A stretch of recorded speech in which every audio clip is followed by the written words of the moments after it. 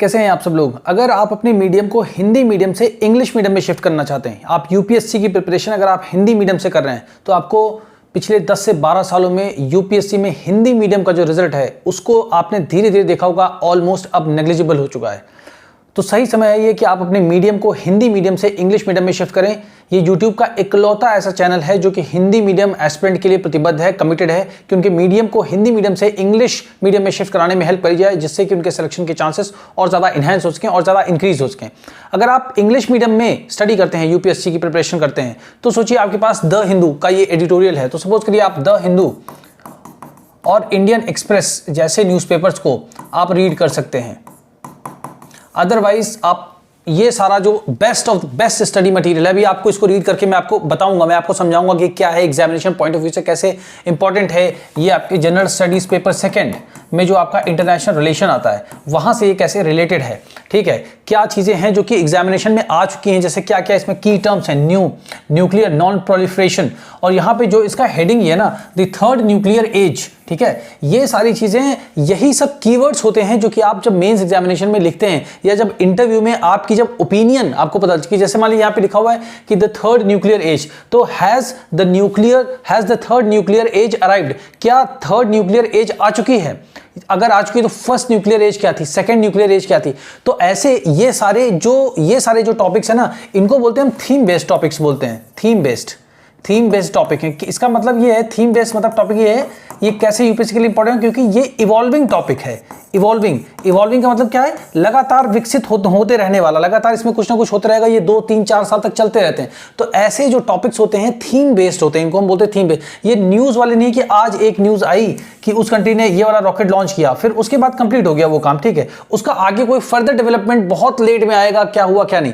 But ये क्या है, इसमें अदर कंट्रीज भी इन्वॉल्व है, इसमें इंडिया भी इन्वॉल्व है, ठीक है ना। इंडिया का क्या रोल हो सकता है इसमें, कैसे इंडिया के इंटरेस्ट को ये अफेक्ट करता है, ठीक है ना। रशिया का क्या रोल है, हमारे रशिया के साथ बहुत अच्छा रिलेशन है, ठीक है ना। चाइना के साथ उतने अच्छे रिलेशन नहीं है। तो ये जो कॉम्प्लेक्सिटीज है ना, जो ये जटिलता है अंतरराष्ट्रीय संबंधों की, इंटरनेशनल रिलेशंस की, इसको समझने के लिए जब आप न्यूज़पेपर्स को रीड करना स्टार्ट करेंगे, तब आपके माइंड में स्लोली क्लैरिटी आना स्टार्ट होगी, ठीक है। इसी के लिए एक कोर्स है मेरा, जिसको आप इस नंबर पे परचेज कर सकते हैं, 7080507433। ये व्हाट्सएप नंबर है change the medium for UPSC channel का। इस पर कांटेक्ट कर सकते हैं आप एक फुल फाउंडेशन कोर्स के लिए, जिसमें हम आपको हिंदी से इंग्लिश मीडियम में शिफ्ट कराने के लिए English writing and English speaking का पूरा कोर्स देंगे। उसमें सारी एनसीईआरटी को 6 से लेकर के 12th क्लास तक कवर किया गया है। जीएस 1 2 3 4, एसे राइटिंग, न्यूज़पेपर में कैसे रीड करना है, कैसे वर्ड मीनिंग आपको समझना है, कैसे आपको स्पीकिंग करनी है, सारी चीजें हैं। आप इस पर्टिकुलर व्हाट्सएप नंबर पर कॉन्टैक्ट कर सकते हैं, ऑलराइट। और अभी हमारा ऐप भी लॉन्च होने वाला है, 10 से 15 दिन के अंदर हमारा ऐप भी लॉन्च हो जाएगा, ठीक है। तो ये हमारा रहेगा प्ले स्टोर पे, ठीक है ना। जो एंड्रॉइड फोन्स होते हैं प्ले स्टोर पे रहेगा, और वहां से आप ऐप को डाउनलोड करके वहां से भी आप कोर्स को ले सकते हैं, ठीक है। और अपनी लाइफ को देखो, आप अपनी लाइफ को खुद सेंटर में रखो, तभी आप सोचो कि क्या कर रहे हो आप। अगर सोचो आप ये न्यूज़पेपर का जैसे ये आर्टिकल है और ये आपको अगर ट्रांसलेट करके मिले, ठीक है, तो वो बात तो इसमें नहीं रहेगी ना। और फिर देखिए आप सिर्फ सिंपल सी ये चीज ये समझो कि सपोज करो आपने कोई बिजनेस स्टार्ट किया, ठीक है। जब आप कोई बिजनेस अपना स्टार्ट करते हो, तो आप जो भी लोग को रिक्रूट करोगे, मतलब एम्प्लॉयज जो आप रखोगे, तो आप ये सोचोगे अगर इसके अंदर कुछ एक्स्ट्रा क्वालिटीज भी हैं, कुछ एक्स्ट्रा स्किल्स भी हैं, तो वो मेरे लिए लॉन्ग रन में ज्यादा फायदेमंद होगा ना। कि इनकेस आपका मान लीजिए बिजनेस जो है एक्सपैंड हो जाता है, बढ़ जाता है, ठीक है, तो फिर आपको ऐसे एम्प्लॉय जरूरत पड़ेगी कि वो और ज्यादा अच्छे लोगों से और ज्यादा बड़े लोगों से जाकर के जो है मतलब एक तरीके से हर तरीके की डील कर सके, बात कर सके, ठीक है ना, आपके बिजनेस को एक्सपैंड करने में हेल्प कर सके। तो वैसे यूपीएससी भी एक तरीके की इंस्टीट्यूशन है जो कि राष्ट्र हित में जो है रिक्रूटमेंट करती है, ठीक है। तो उसमें आईएएस ऑफिसर, आईपीएस ऑफिसर और वेरियस जो है इसमें मतलब आईपीएस ऑफिसर्स होते हैं, ठीक है ना, वेरियस कैपेसिटीज के ऑफिसर्स होते हैं। तो उनका भी गोल यही है कि हम ऐसे बंदे को सेलेक्ट करें कि अगर मान लो कि जैसे ये यहाँ पे वॉर की बात चल रही है, इजराइल और ईरान के वॉर की बात चल रही है, ठीक है। तो अगर मान लो इंडिया का कोई रोल है, तो कोई आईएएस ऑफिसर को अगर हम डायलॉग में कुछ मीडिएशन करने के लिए अगर उसको कुछ बोलना है, या यूएनएससी में किसी भी तरह की इंडिया की मीटिंग है, वोटिंग होनी है, तो कुछ वहां पर भी वो जाकर के एक इंटरनेशनल लेवल पर भी इंडिया को रिप्रेजेंट कर सके।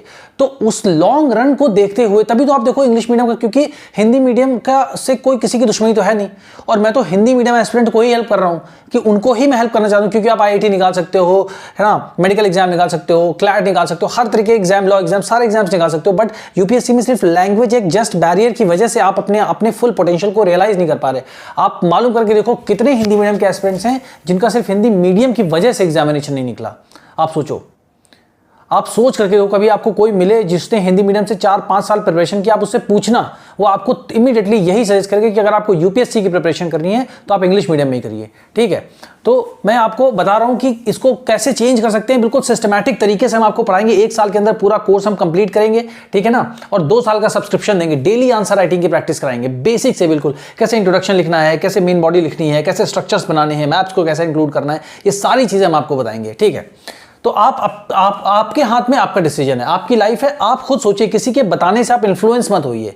ठीक है, अब चलिए देखते हैं, इसको रीड करके देखते हैं कि जैसे मान लिया आया यहाँ पे, तो अब न्यूज़पेपर को पढ़ना कैसे। लोग पता नहीं क्या क्या बता देते हैं, कुछ हेडिंग सेटिंग्स बता देंगे कि ये जो है इकोनॉमी की हेडिंग। अरे इतना तो आप समझ ही लोगे कि अगर मान लो repo rate, reverse repo rate वगैरह कुछ लिखा तो आप समझ जाओगे ये इकोनॉमिक्स से रिलेटेड है ना। अगर मान लो कहीं साइंस एंड मतलब टेक्नोलॉजी से रिलेटेड होगा तो उसमें अगर है कुछ भी चीज़ तो उसको आप समझ लोगे। बट जब कोई आर्टिकल को हम ये आइडेंटिफाई कर लेते हैं कि हाँ ये हमारे जनरल स्टडीज पेपर सेकंड से रिलेटेड है और ये आईआर का पार्ट है, इंटरनेशनल रिलेशन का पार्ट है। ठीक है, तो अब हमें ये पता चल गया, अच्छा ये समझ में आ गया, तो ये न्यूक्लियर एज क्या होती है। तो सब फर्स्ट ऑफ ऑल जब आपकी नजर इस पे पड़ेगी तो द थर्ड न्यूक्लियर, तो इसका मतलब क्या है कि जो हेडिंग होती है ना, आप इसको सीसैट से भी रिलेट कर सकते हो, है ना। आप इसको सीसैट से भी रिलेट कर सकते हो कि जब आप सीसैट पढ़ना स्टार्ट करते हो तो भी ऐसे ही पैराग्राफ्स तो आते हैं और यहीं से पिकअप होते हैं। द हिंदू और इंडियन एक्सप्रेस, लाइव मिंट, ऐसे न्यूज़पेपर से ही डायरेक्टली पैराग्राफ्स को पिकअप किया जाता है और आपके सीसैट में डाला जाता है। तो सोचो अगर आप नहीं पढ़ोगे ये सब चीजें और आप हिंदी मीडियम में ही पढ़ते रहोगे तो आपके चांसेस बहुत ज्यादा ग्रिम हो जाएंगे और ज्यादा कम होते चले जाएंगे। ठीक है, सीसैट कब लॉन्च हुआ? 2013 में, अभी क्या 2025 चला, मतलब 12-13 साल का टाइम हो गया है। ठीक है, तो आप खुद ही अपना दिमाग लगाइए। ठीक है, 5 लाख रुपए खर्च करने से अच्छा है कि हमारे पास आप ज्वाइन करिए बहुत कम में। ठीक है, ऑलमोस्ट हमने ऐसा डिजाइन किया कि 200 रुपीज पर मंथ के हिसाब से फी है, आप समझ लो। ठीक है, इतना कम है कोर्स, 2 साल के लिए हम आपको पढ़ा रहे हैं, आपको इसके बाद कोई कोचिंग करने की जरूरत नहीं पड़ेगी। अब चलो इसको देखो, रीड करके देखते हैं। The third nuclear age. ठीक है, आपने इसको पढ़ा, इसमें कोई ग्रामर नहीं है। ठीक है, कोई ग्रामर नहीं है, कोई वर्ड मीनिंग आपको समझना नहीं है। थर्ड मतलब सबको पता है, द का मतलब आप छोड़ दो, एज मतलब पता है। अच्छा, थर्ड न्यूक्लियर एज, ठीक है, तो कुछ मान लो कि वेपन वगैरह की बात हो रही है। आप देखो जब आप इसको रीड करोगे ना तो कहां से स्टार्ट करोगे, ये जैसे आप लिखा है टी, तो यहां से स्टार्ट होगा द, ऐसे पढ़ते इसको। ठीक है, जब आप आदर डालोगे तो आ जाएगा द वर्ड हैज एंटर्ड, है ना। देखो कीवर्ड्स को समझो, खाली सेंस पे आपका फोकस रहना चाहिए, बस अभी लोग कैसे आपको समझ में आएगा। The world has entered a third nuclear age. अब एंटर मतलब क्या होता है? प्रवेश करना। वर्ड मतलब दुनिया। अब हैज का मतलब नहीं है तो आप छोड़ दो थोड़ी देर के लिए। ठीक है, हैज का मतलब समझो यहाँ पर है बस। ठीक है, देखो स्टार्टिंग में आपको समझाने के लिए कुछ ना कुछ तो बेस लेना पड़ता है ना। जैसे मैथमेटिक्स पढ़ते हैं हम लोग तो क्या बोलते हैं, x = 100। अगर हम पहला स्टेप में सपोज नहीं करेंगे तो मैथमेटिक्स तो आगे बढ़ नहीं पाएगी। वैसे ही आप यहां पे समझो। ठीक है, तो the world has entered a third nuclear age, कि दुनिया जो है थर्ड न्यूक्लियर एज में आ गई है। इसका मतलब फर्स्ट न्यूक्लियर एज भी होगी कोई, सेकेंड न्यूक्लियर एज भी होगी कोई, तभी तो आज जाके थर्ड न्यूक्लियर एज की बात की जा रही है ना। तो ये चीज आपके माइंड में। अब देखो कैसे आगे देखते हैं।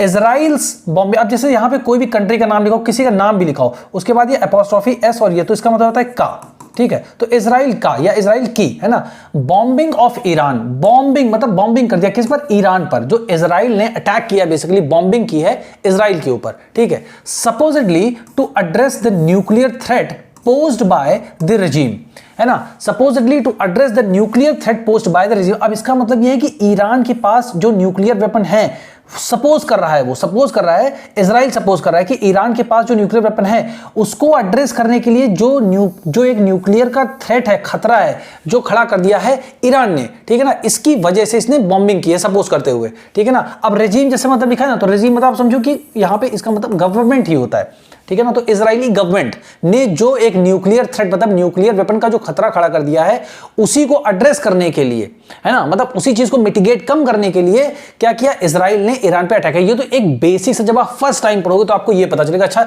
इसलिए अटैक हुआ। ठीक है, तो पहला आपको कुछ आइडिया तो हो गया अटैक किया क्यों, है ना, क्योंकि न्यूक्लियर थ्रेट है जो है ईरान से इजराइल को, इसलिए। ठीक है, अब यहां तक आपको कौन सा, कोई आप बता दो कि ग्रामर की कोई दिक्कत आपको आई हो तो सिर्फ बता दिया जाता है। बाहर से वैसी मार्केटिंग होती है कि नहीं हिंदी मीडियम से नहीं होता, हिंदी मीडियम वाले बस तो बेचारे 10-10 हजार लोग पढ़ते हैं। सोचो कितने लोग का सिलेक्शन होता है, आप खुद ही सोचो।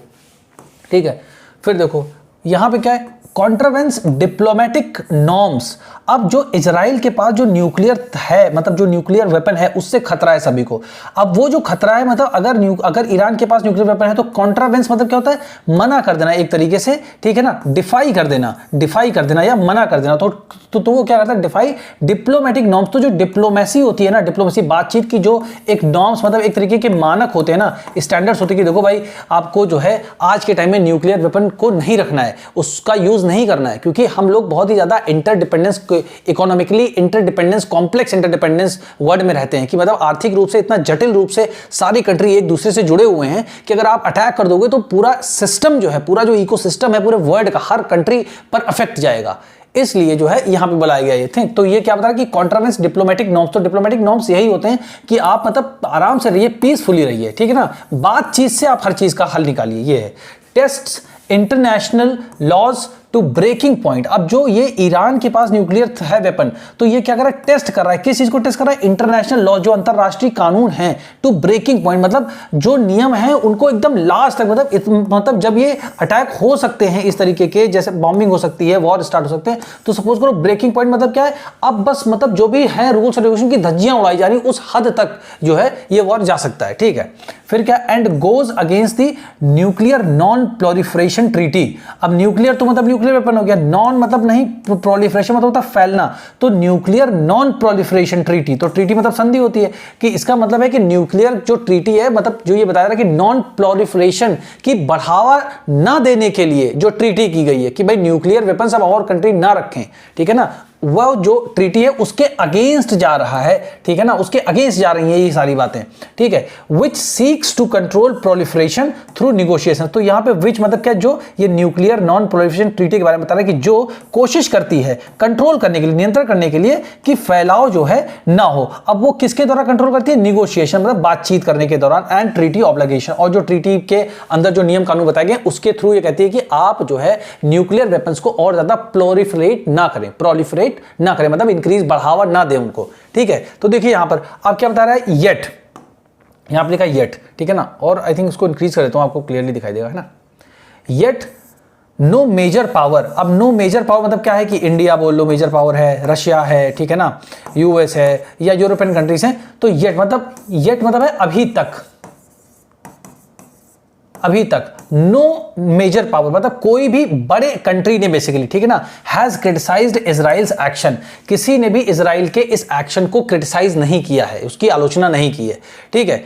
अब देखो, अब यहां तक आप अगर इसको फिर से रीड करोगे तो अब आप जब दोबारा इसको रीड करोगे तो आप रीड कर ले जाओगे, इसके साथ साथ आप जब खुद से भी पढ़ना शुरू करोगे तो भी आप चीजों को रीड कर ले जाओगे, ठीक है। अब देखो एक पैराग्राफ और बताता हूं मैं आपको पढ़ के, ठीक है। जब आप फर्स्ट टाइम पढ़ रहे हो, आप हिंदी मीडियम से पढ़ो कोई फर्क नहीं पड़ता, आप बस पढ़ना शुरू करो, कमिटमेंट अगर आपका है तो आपका पक्का मीडियम चेंज होगा, ठीक है। अब देखो, after the first nuclear age, देखो आफ्टर मीन्स बाद में, तो क्या है, फर्स्ट न्यूक्लियर एज के बाद में of the cold war and it's terrifying bipolar logic of mutually assured destruction between the US and the USSR. अब देखो यहां पे क्या है कि जब फर्स्ट न्यूक्लियर एज की बात हो रही है, फर्स्ट न्यूक्लियर एज, तो उस समय किस समय थी, वो कोल्ड वॉर के टाइम में थी, तो कोल्ड वॉर के टाइम में थी। अब कोल्ड वॉर के बारे में हम किसी दिन आराम से पढ़ेंगे, ठीक है। तो आपको देखो नोट्स के टाइम में ये मिल गया कि हाँ 3 न्यूक्लियर एज, अभी क्योंकि world has entered into a third nuclear age, is it real और नॉट, क्या ये सच में एंटर कर गया या नहीं करा, वही इस पैराग्राफ में बताया। तो this is very very important.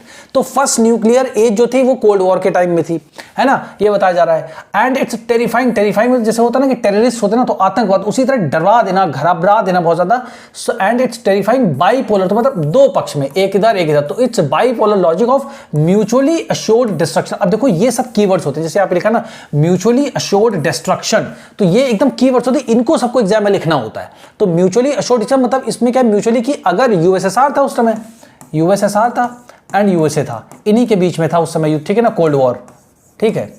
After second world war ये सब स्टार्ट हुआ था, ठीक है, और ये 1991 तक ये चला था, है ना, जब इसका जो है क्या हो गया, ये यूएसएसआर का डिसोल्यूशन हो गया, एक तरह से डिसइंटीग्रेशन हो गया, ठीक है।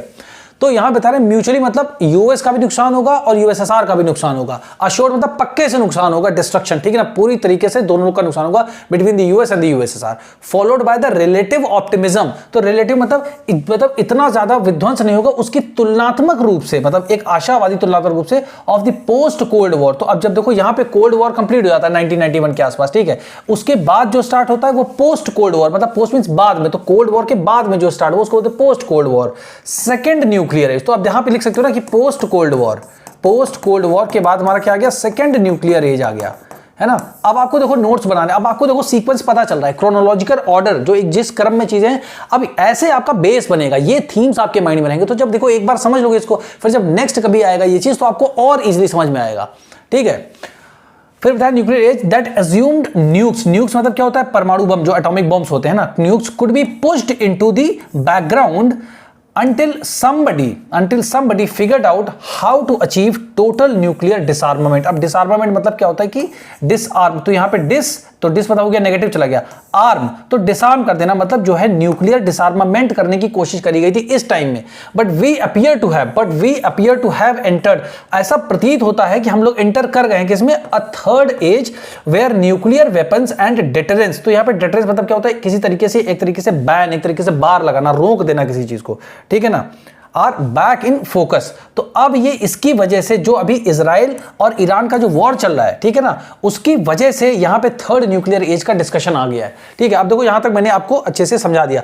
अब जब आप इन चीजों को रीड करोगे ना पूरा का पूरा, तो फर्स्ट न्यूक्लियर एज के बारे में भी बताया यहां पे, ठीक है, और यहां पे आपको सेकंड थर्ड सब के बारे में बताया, सेकंड न्यूक्लियर एज, ठीक है। तो इस तरीके से जब आप रीड करके देखोगे आप इसको, तो जितना मैंने समझाया, अब देखो इससे क्या है, बैकग्राउंड आपको पता चल गया, ठीक है। तो बैकग्राउंड जब आपको पता चल गया ना, तो अब ऐसे करके जब आप पढ़ना स्टार्ट करोगे, आप डेफिनेटली अपने मीडियम को चेंज कर सकते हो, डरने की कोई जरूरत नहीं, आप अपने ऊपर फोकस करिए, ठीक है ना। बदलाव जब तक नहीं होता है तब तक रिजल्ट नहीं बदलते हैं। अगर सेम प्रोसेस आप अपना रहे हो तो आपका रिजल्ट अगर सेम आ रहा है, तो सपोज करो कि आपका आगे कोई बदलाव नहीं होने वाला।